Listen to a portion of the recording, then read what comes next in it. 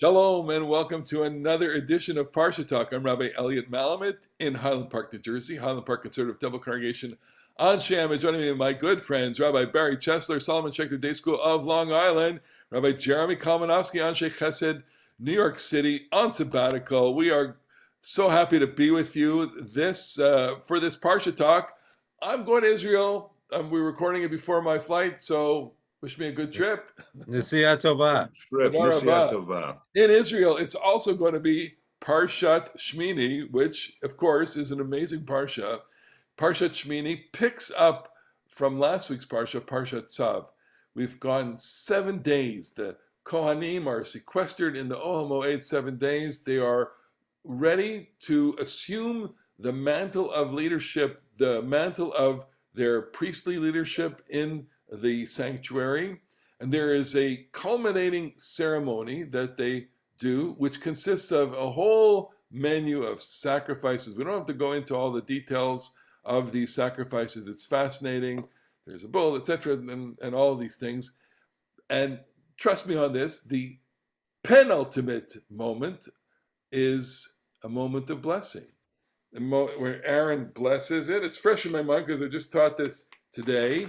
Okay, so it says in verse 22, Vayisa Aharon et yadav el ha'am vayivarchem.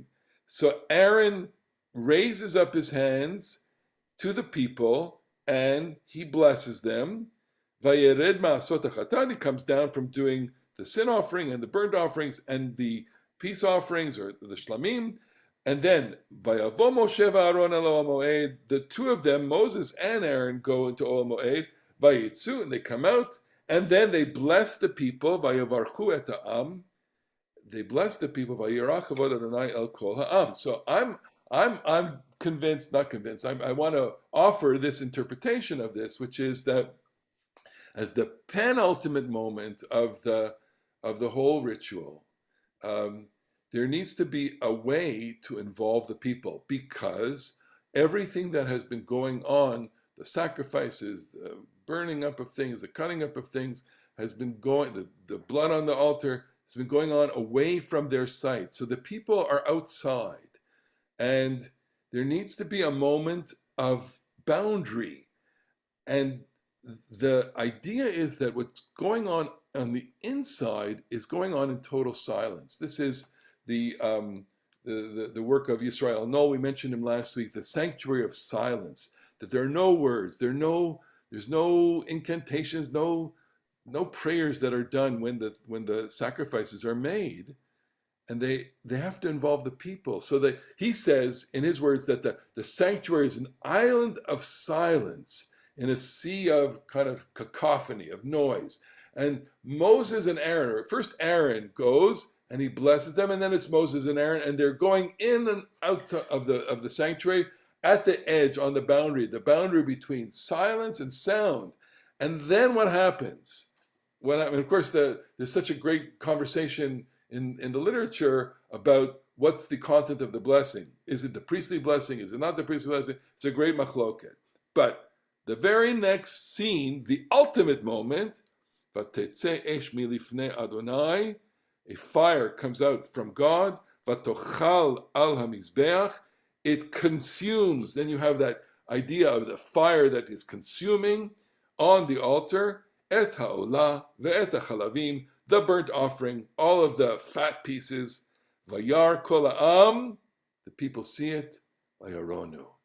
And how would you translate vayaronu? I'm going to turn to you, Jeremy, for that. I would say sing for joy. Because Rina, we know that Rina, one of the meanings of Rina is kind of prayer in the Bible. El hatfila, lishmoa el harina ve'el hatfila is, we say it in Slichot, but it's a biblical quotation from Jeremiah, I think. So Rina is a joyful prayer, and Vayaronu, Ron is a moment of joy. This is the best. I mean, they have been working on this. We talked earlier, and maybe last week or 2 weeks ago, like putting the chronology together. If you work it all out, as Rashi says, this is the day that is described in Parshat Pikudei as the first day of the month of Nisan. It's the first day of the first month. They've been setting it up, and they've been doing all of the miluim to get the priests ready. And today is the 8th day, the first day of the month of Nisan. It's been a year since they were slaves. What a tremendous achievement they have had in building this mishkan, in making a place for the God will dwell among them. It couldn't be better. So I would offer a slight variation. I would say that they exploded in joy. Nice. And, Elliot, as often is the case, I was struck by the language that you use. So I think what we have here is a counterpoint to Sinai. Sinai, which is the province of the book of Exodus, is a very noisy affair. And that's where God appears to the whole nation. But what we have in the Ohel Moed and in the Mishkan is God's presence, his kavod, appearing to the people over and over again. And that is continual. And I think that the priestly contribution here is to make that part silent, so that we have the noise of Sinai, but in the daily life of the people, we have the silence of the Mishkan. Fascinating. I want to say that it's been a long time since any of us, I think, have been together at a large event where people are roning, vayaronu, right? And that takes place in different ways. There's a structured vayaronu and there's a wild vayaronu. And structured vayaronu, I'm thinking of like concerts, where and I've been to very few, but when it's going, it's going. I mean, I don't know. Gosh. Yeah, and that Springsteen shows. No, there's It's dead. Billy Joel. Okay. Lahavdil.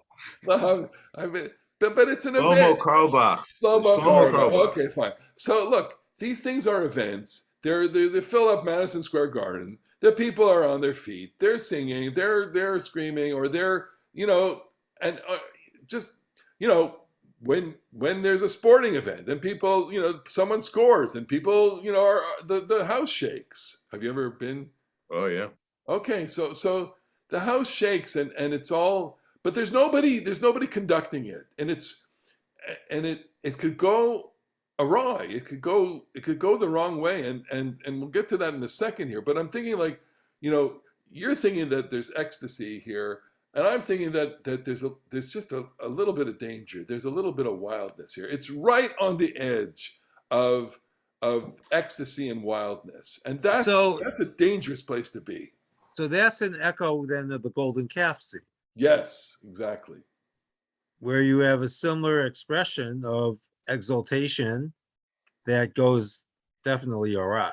Okay, so why don't we just I want to say this is really interesting, because the golden calf, I mean, like I said, I think this is an entirely positive moment, but the golden calf story does hover over this story in a big way, because it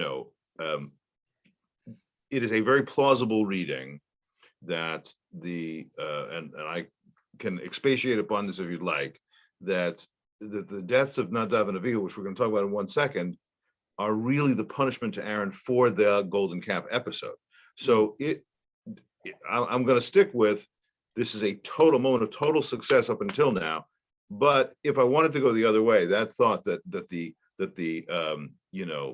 people in out of control revelry lapse into idolatry is hovering over the scene. That's also a very powerful reading. So there's a connection then between Eish Sarah and Avodah Zarah. Here we go with there's Vayaronu, and then there's Vayiplu Apnehem. So maybe I have to kind of come down from the trees here. I have to say. No, you just have to fall on your face like your ancestors. Fall on my face. Fall out of humility. No, so there is ecstasy. So it's what kind of ecstasy and what kind of wildness includes falling on your face. Vayiplu Apnehem. I usually, whenever I see Vayiplu Apnehem, it's like I always think like it's like an exasperation with the patriarchs, with Moses, but maybe here it's actually there's fervor. Maybe I think it's mostly reverence. I would agree with Jeremy. It's complete submission. That's how we submit, is we fall. Well, it's often prayer. It's often prayer. So specifically, so I think at this moment, it might be, really worship.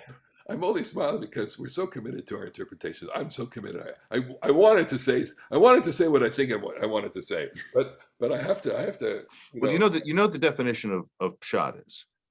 Which is, yes. Pshat is what I say the text means, and drash is what you say the text means. Okay. So at the very next moment, let's see if we can go just to the next frame here, the next verse. Vayichu b'nei Aaron, the sons of Aaron, Nadav and Avihu, they take their frying pan, their incense pan, ish machtato, the little pan, right, shovel pan, vayidnu vahen eish, and they put an eish in it, a fire, which is probably a coal. Vayasimu aleim ketoret, they take their cinnamon or their own mixture and they put their spice mixture on the pan. Vayakrivu lifnei Adonai eish zara, and they come before God with this eish zara. So we are using the term eish zara in the most I'm going to present the most technical definition, which is it doesn't belong here. It's a fire that comes from outside the holy precinct. It's tainted with impurity or tainted with outside. It's a total violation of the rules. It's like the nuclear operator took the wrong thing and boom, catastrophic result, right? Asher lo tiva otam. It's not that God didn't command them. Yeah, God didn't command because it's not in the rules. But the unbridled fire of God came and consumed them, and they died. Discuss. Okay, well, in the presence of the Lord, I think that's the key part. But so if you want to, and you would not be the first person in Jewish history, of course, our first reaction is this is a punishment. As I floated before, then this could be a punishment for Aaron. But if you wanted to, and Rashi, quoting the Gemara and Zvachim, flirts with this, you can say that this is not punishment at all. It's a reward. That the Nadav and Avihu, it may not be an easy reward to accept, but they are the sacrifices themselves which sanctify the Mizbeach. Because just look at the parallel of the verses. Where were we? Back verse 24. Vatetze eish milifnei Adonai vatochal Mizbeach et haolav et hachalavim. The fire comes forth from before the Lord and consumes on the altar the olah and the chalavim, the sacrifice and the fat. So you have now fire comes out and consumes them. Right. So if you wanted to say this is a kind of an ecstatic death, and there are some midrashim that point in this direction, then they are offering themselves, in this ecstatic thing. It may not be easy. It may not be what we would wish for our children. Certainly isn't what we would wish for our children. But it's not. The story is so richly poetic because of that language, and might open up the possibility of this alternate reading. Okay, well, so this then. I'm sorry. Is that a religion that you can live with? Is that or? Well, no, that's the religion you die with. Or would you put that in the category of like, okay, this is up there with the Akedah as well? I want to make a connection with the Akedah. So Jeremy made a tentative connection. So what we have with the Akedah is God does not take the son whom he commanded Abraham to offer, but with Nadav and Avihu, he takes the sons who he did not command to offer. And so you have a counterpoint to that. And I think that, one of the things that I continue to puzzle over is the apparent redundancy of Eish Sarah and Asher Lo Tziva Otam. Because it would have been enough to say either one. They offered a strange fire and died, or they did what God did not command them. And what I have thought for a long time, that the Eish Sarah is not something that's forbidden. It's just something that was not required. And Nadav and Avihu thought they were doing something extra, more than was required. And that's what got them into trouble, because sometimes we try to do too much. The way the expression ultimately comes down, tafasa merubah lo tafasa, when you grab too much, you lose everything. So rather than be content with their role, what we've seen in these three chapters, 8, 9, and 10, is the delineation of the priestly roles at this moment of ordination or investiture, however we want to characterize it, their boundaries are being set, right? The final piece of the Mishkan is to set the boundaries of the Kohanim who will work there. We have everything is in its proper place, and now the Kohanim have to be in the proper place, and the Daven Avihu break that boundary.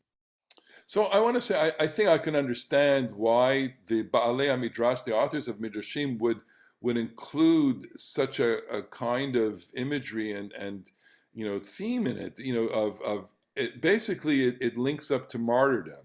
Martyrdom was a phenomenon that was familiar to them. I mean, they were traumatized by the destruction of the temple, traumatized by the Bar Kokhba rebellion. The memory of those events certainly lingered on for hundreds of years, possibly beyond, well into the time of the writing of the Mishnah and the writing of the Midrashim. These are, people don't have living memory of it, but they have tradition memory of all the same way that we, have, we are of a generation that doesn't have living memory of the Holocaust, but we have living memory of witnesses of the Holocaust who live, still maybe they live long and be well, and they still are with us, and they have direct experiences of catastrophe, but I wouldn't go. I mean, it's like, would you go there?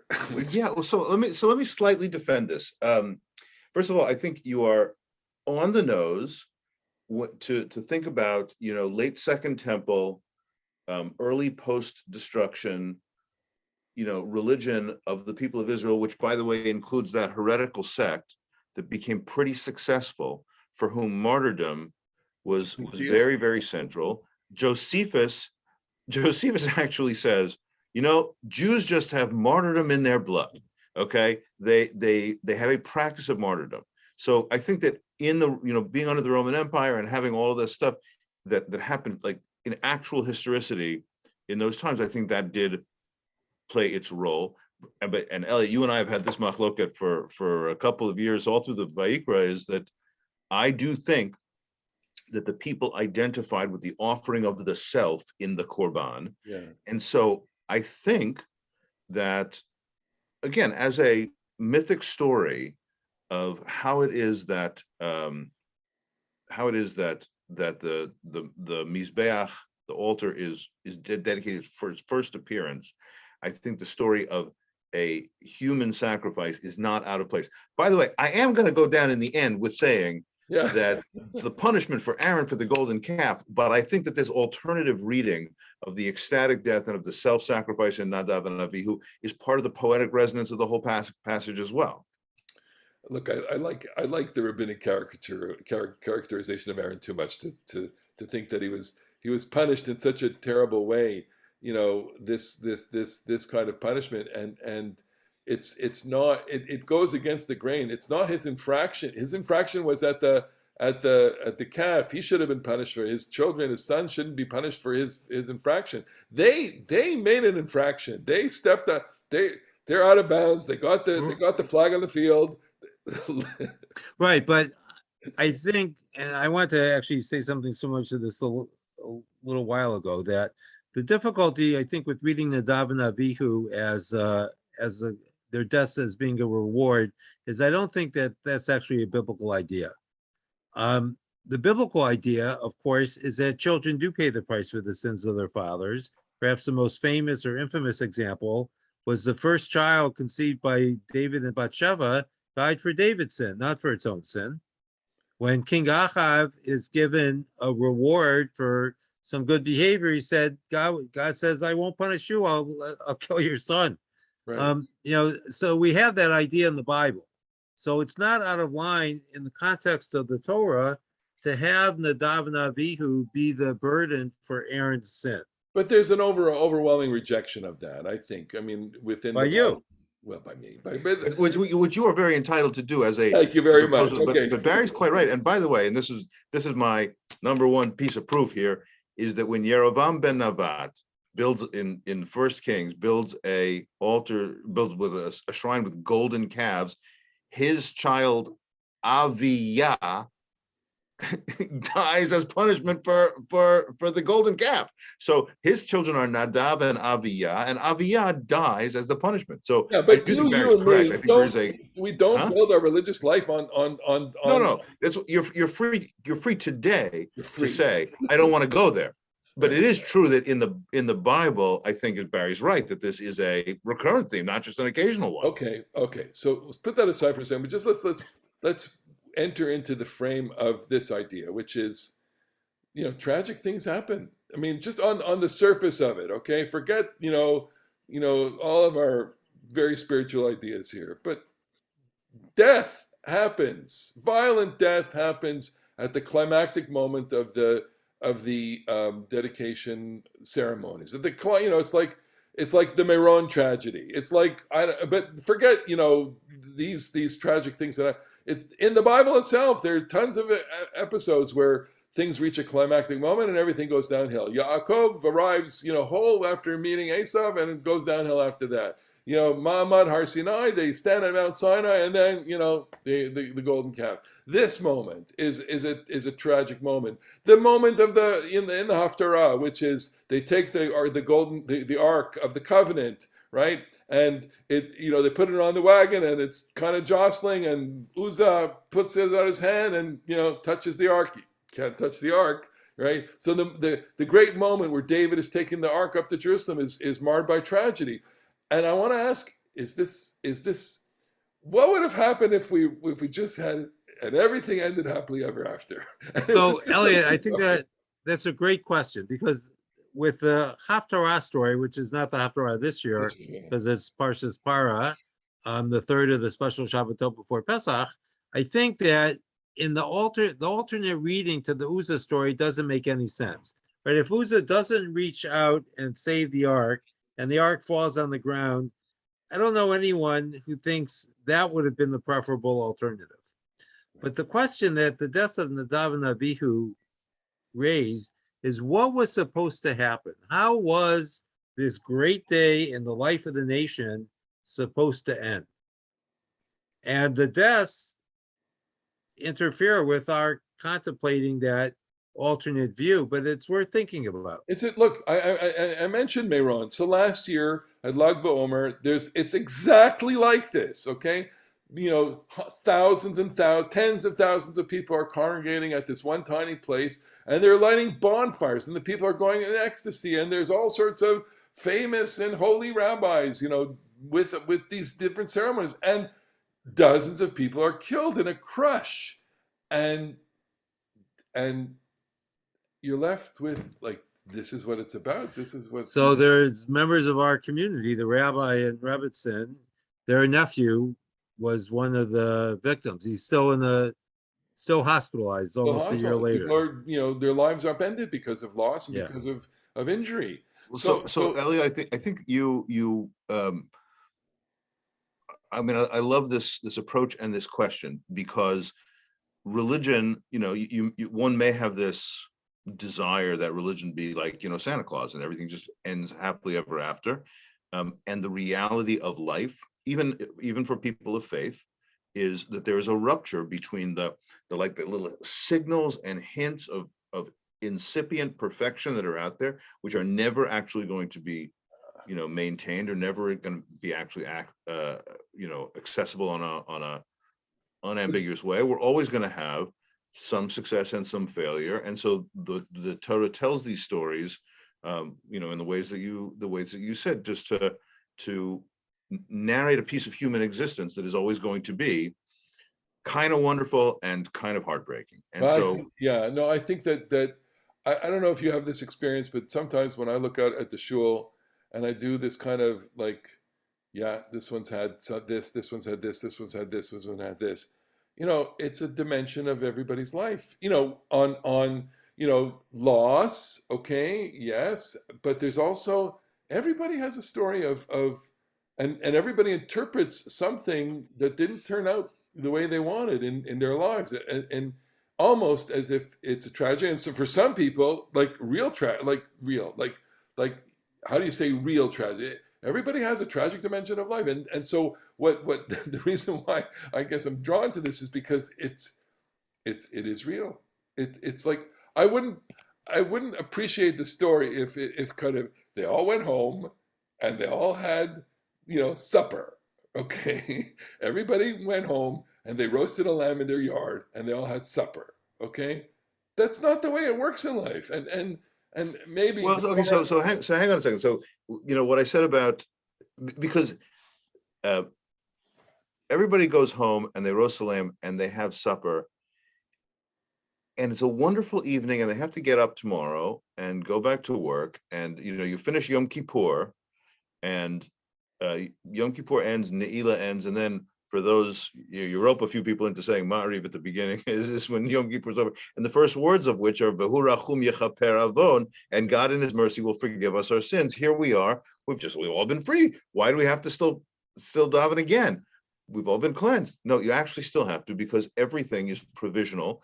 And so you do get to have dinner, and so you should get to celebrate the lamb while you have it, but with the awareness that you don't get through this and then have perpetual feasting for the rest of your life. So when we talked about the Torah is somewhat confusing. In Parashat Tetzaveh, back in Exodus, it says, here's the sacrifice for the Miluim, for the Kohanim. And then it doesn't say it again. And then it says it again at the end of last parasha. And so as Rashi in the Midrash puts it all together, in Exodus 29 or 30, whatever it was, it said you're gonna have these sacrifices. You're actually going to perform them in Leviticus 8 or wherever that is. And so that's, there's a disruption in the story. And this piece on the first day of Rosh Chodesh Nisan, which is described at the end of Exodus, now we have the dedication of the altar, and everything we're going to get in Parshat Naso, this big feasting where each of the tribes brings all this gold and the silver and all of the offerings that they're going to bring. This starts the very next day. So one day, Nadav and Avihu die. The next day, they have this, the whole people engages in the next round of celebration. Yeah. And we haven't even talked about this incredibly powerful story, which you should tell us, Elliot, in the tragic dimension about Aaron and what he can and cannot do as a priest. What part of the sacrifice is, what should his response be to the part of the sacrifice? This is why I think I and you and we all, Barry also, we all respond to it, because it does reflect life. Yeah, you have to get up the next day. And I think that comports with most people's experience of reality. Most people, do suffer extreme events, some terribly tragic, and the thing that keeps them going is the knowledge that they got to get up, and yet you got to continue. You got to choose life, and you got to keep going. And that, as difficult as painful as it is, and dark, it's just reality. It's just the real essence of life. And that's exactly, okay. So what's you want it darker? Yeah, I do. Just say the piece about Aaron and the sacrifices, because that's really important. So Aaron and the sacrifice. So there are the two corpses lying, and Moses wants to finish the job, and this is where you kind of want to shake Moses and say, "Can't you see? Can't you see what's going on here?" And Moses is so afraid that they don't complete the necessary ritual aspect of the sacrifice. They haul in the cousins, the priestly cousins, to take out the bodies. They have to take out the bodies with kutanot, with garments. They take them out so that Aaron could finish it. And Aaron doesn't want to finish it, okay? And Moses acquiesces to Aaron. Vayishma Moshe vayitav be'einav. Aaron says, "Look, I can't do it. It can't do it because the ritual, character of the sanctuary has been temporarily suspended by the presence of death there." And Moses gets it, okay? But the conflict at the moment is, we got to do this, we got to do this, we got to do this, without being particularly attentive to the horrible human dimension of tragedy that has just taken place. It's a phenomenal moment. I hope I got it more or less, whatever. Okay, so we don't have a lot of time to talk about some other very important pieces of this parsha, namely Kashrut, chapter 11. We get the dietary laws in this chapter. So it's through why in Vayikra, why in this chapter has to do with purity, Tomei and Tahor. Barry, you want to just extend that for a second? So the dietary laws appear twice, here in Vayikra and Parashat Shmini, and again in Sefer Devarim and Parshat Re'eh. And there it's the context is holiness, and here it's purity. And the continuation of the chapter after the dietary laws in here in Vayikra and Parashat Shmini has to do with other things that become impure and how they can become pure once again. And we were talking before the show, I wonder sometimes if we have completely abandoned this idea of purity in our religious lives today. And while I don't have anything specific I could point to, I wonder if there's a way we might reclaim it. And eating is obviously essential to being human. It's also essential to being alive, no matter what form your life takes. And purity is something that we impose from the outside, or God imposes upon us. And it's a way to make ourselves more than we are, I think. It's not something that we associate with animals. Most of the time we associate animals with impurity. One of the laws in the chapter is going to be what happens if you come into contact with a dead animal. And that renders you impure, and you have to remove yourself from the community, take a bath, wash your clothes, and wait until evening until you can come back again. So it's just something, part of the expression is food for thought. No, I think it does play out in people's lives. We just had Shalach Manas, okay, just had Purim, okay. So you get a lot of candy, and a lot of cakes, and a lot of stuff, and there's stuff that I receive which I'm so grateful for, but I just I don't eat this. I don't eat this candy, right? It's and especially if it has high fructose corn syrup. and because I know one of people watching, we have an issue with that high fructose corn syrup. But we all shop, we all do our groceries, and we're all selective, and there's various mishagos in the world about how we buy and consume food, and I think this dimension plays out in some way in the marketplace. Some people are willing to part with more of their money if they can vouch for, quote, the provenance of their food. And why is there a farm to table movement out there? Why is there organic? Why is there? I get an email regularly because during the height of the pandemic, none of us was going to a store, so we were all ordering. So there was a guy who shipped fresh vegetables from Ohio. They were delicious. They're amazing. Okay. And so you're willing to pay a little more so that you have that sense of, I don't know what else to call it, purity. Right. And so I think there is an appetite. Well, because first of all, let's just note that Homo sapiens, one of the great anxieties is the ways in which we are just like all the other animals and totally different from all the other animals. And we tend to, eating, as you guys said, is one of the most animal things that we can do. We have to be like all the other animals. We have to consume the things that are going to give us energy. And as we process them in our bodies, then we are reminded once again of how animal we are.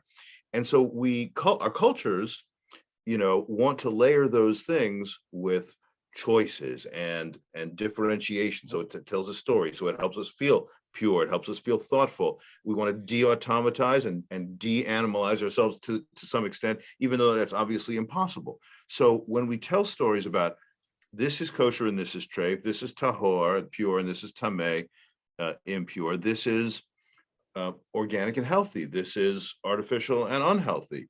We are trying to impart, I think, culturally, experiences of the way people should eat. And certainly, even for someone like myself who is a omnivore or still consumes meat, like we have to reckon with the enormous animal suffering that is created by our factory farming.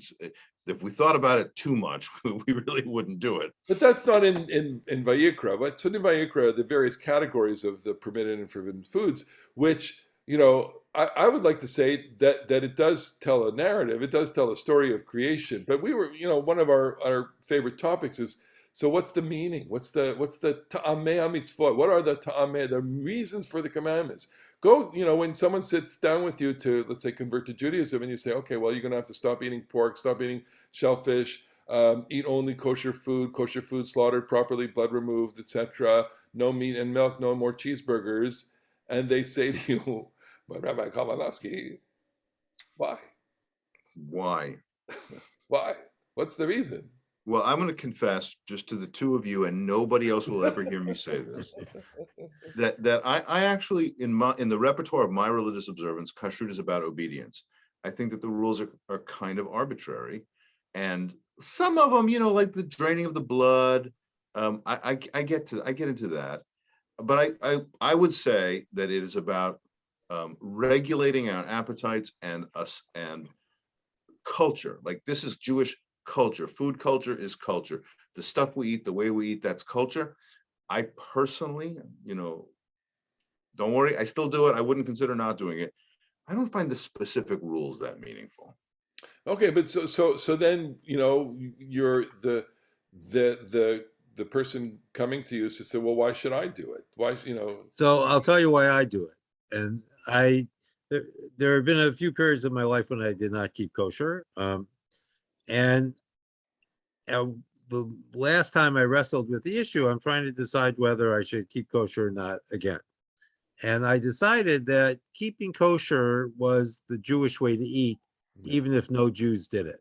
That it's so much a part of Jewish culture, as Jeremy put it, or Jewish history, that this is the distinctive Jewish way to live.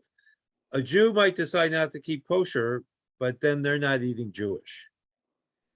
So what makes us part of the Jewish community, in part, is the way that we eat. So you're go ahead. Yeah.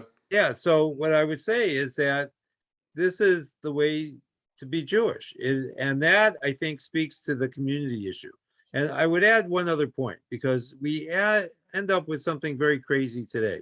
It used to be, I think, based on a reading of Vayikra, that the reason to keep kosher was to separate Jews and non-Jews. And nowadays, kashrut is often used to separate Jews from eating with other Jews. Yeah. We all know cases where someone's not kosher enough for someone else. And whatever your conception of kashrut, that can't be the right way. No, in my opinion. I agree with you. But it's interesting to me that we all have different perspectives on this. I mean, Barry, you're more like peoplehood Kaplan here. Jeremy, it's my one concession to Kaplan. Kaplan, right? That's where I draw the line. And you're saying, look, Tom Amy's what it's what it says. I may not necessarily accord with the energy necessary to figure out a reason for it. And I'm saying that there's a narrative here, and I like Rabbi Miriam Douglas, who said that this is about creation, and that we are locating ourselves within creation, selecting foods that comport with the various realms of creation, the land, the water, the air, and that we select those foods, those animals that are perfectly suited for those realms of creation, and then of course the slaughter which has as its goal the removal of most of the blood, all of the blood, if that's possible even. And so that we're in this narrative of creation and identification and holiness. I would go more in the holy way I would go more Deuteronomy than Leviticus here. Narrative. Well, that's conventional. I would add a point. One of my teachers, Rachel Dulan, when I was a student at Spertus, said that if we accept the premise of kashrut, that we're going to have dietary laws, the actual dietary laws that we have are very practical, because it's very easy to tell if an animal chews its cud and has a split hoof. Even though, of course, the Torah sort of makes a mistake. Rabbits don't chew their cud, just looks like they do. Bats are not birds. But each category provides you with a lot to eat and a lot that you don't eat. So you're not going to go hungry, and you're not going to have to worry too much about whether you're getting the right animal. And that's a different kind of narrative than the one you're describing, but it still is part of the story of the people, I think. Absolutely. I would say, by the way, if somebody comes and asks me about conversion, and I talk about kashrut, of course, but I actually emphasize brachot more. Yeah. the saying of brachot, I think, is part of our Jewish food culture. It's not, in Parashat Shmini, but the ritual aspects of eating, blessing before and after, I think is huge. It's the attitude of gratitude, and that's really the key Absolutely. to religion. It's not Well, what you eat, it's how you eat. we are reaching the end of our little show here. We've got a lot of food for thought, as usual. And it's been wonderful. This has been. And we Well, send- this is and we one send- this is an episode you can savor. There you Yeah, go. we send Elliot off to Eretz Yisrael so you can I'm go. going to see Yaakov and Nama, and I'll have plenty of vegan food in Tel Aviv and Jerusalem. Wonderful. All right, Have a so great trip. we have all a Shabbat Shalom for Parsha Talk. We'll Shabbat see you next Shalom. week. Another edition of Parsha Talk. Bye-bye.